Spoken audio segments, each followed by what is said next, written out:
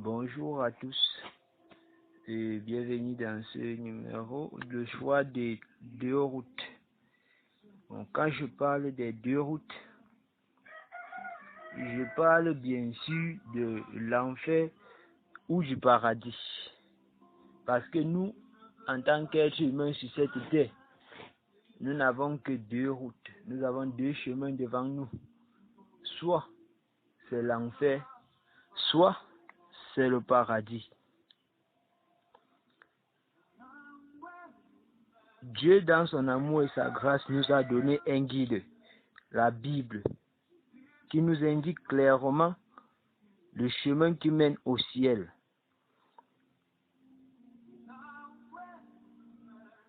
Quand nous regardons le psaume 119, verset 105, il nous dit ta parole est une lampe à mes pieds et une lumière sur mon chantier. Ta parole, une lampe à mes pieds. Donc la parole de Dieu, c'est cette parole-là, c'est la Bible qui est la lampe qui nous conduit sur le droit chemin. Sans la parole, nous n'avons rien, nous ne pouvons rien, nous allons trébucher en cours de route. Il y a beaucoup de monde le long de cette route. Large est la porte, spacieux est le chemin qui mène à la perdition. Et il y en a beaucoup qui entrent par là. Matthieu 7, verset 13 nous dit cela.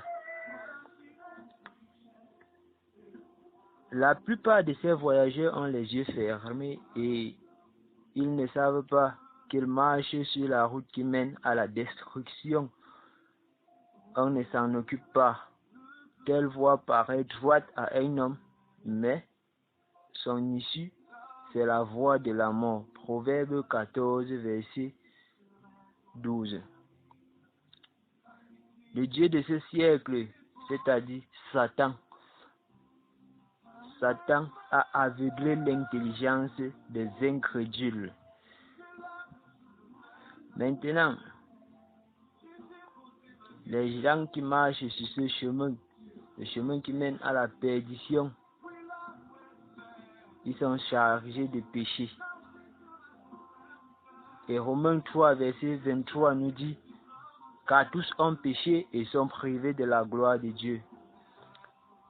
Nous ne pouvons pas dissimuler un seul péché devant Dieu. L'homme regarde à ce qui frappe les yeux, mais l'Éternel regarde au cœur. 1 Samuel 16, verset 7. Les fardeaux ont enchaîné leur dos. Alors, l'éclair destiné dans ce tableau représente le jugement de Dieu. Il est réservé aux hommes de mourir une seule fois, après quoi vient le jugement. Hébreux 9, verset 27. Nous avons le feu. Dieu est saint et juste. Mais pourquoi le péché doit être puni? C'est parce que Dieu est saint et juste. La parole de Dieu nous dit qu'il existe un enfer, un lieu de châtiment éternel réservé à ceux qui n'obéissent pas à Dieu. Il est très vrai. C'est l'enfer qui nous sépare de Dieu. Un châtiment éternel où personne ne pourra s'en sortir. Une fois là-bas, nous ne pourrons plus avoir accès au paradis. Donc, il est temps pour nous de choisir le bon chemin. Le chemin de la vie. C'est le chemin du Sauveur.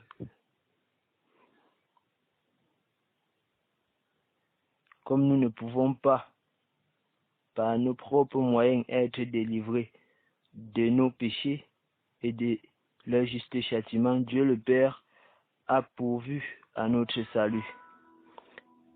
Il a envoyé dans le monde son Fils unique, le Seigneur Jésus-Christ. Dieu n'a pas envoyé son Fils unique dans le monde pour rien. Il sait que nous en avons besoin. Il sait que lui, il est la seule personne qui puisse nous sauver du péché.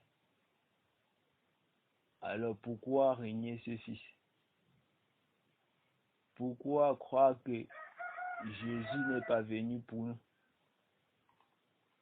Il y en a beaucoup qui passent le temps à dire que Jésus n'existe pas, Jésus n'a rien fait, Jésus était ceci, Jésus était cela.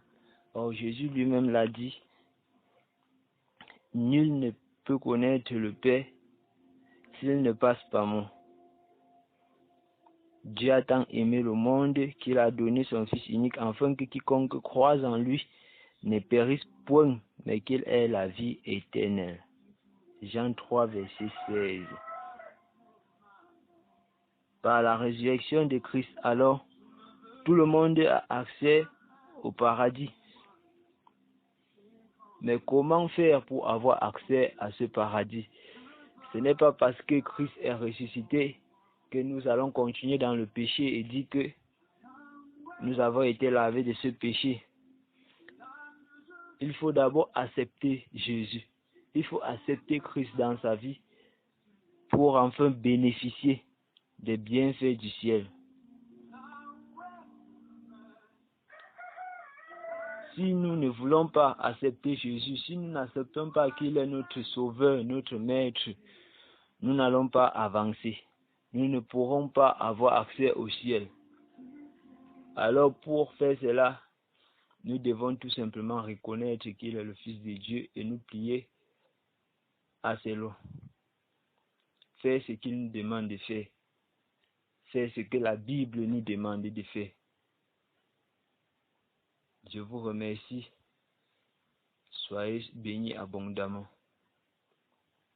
Merci.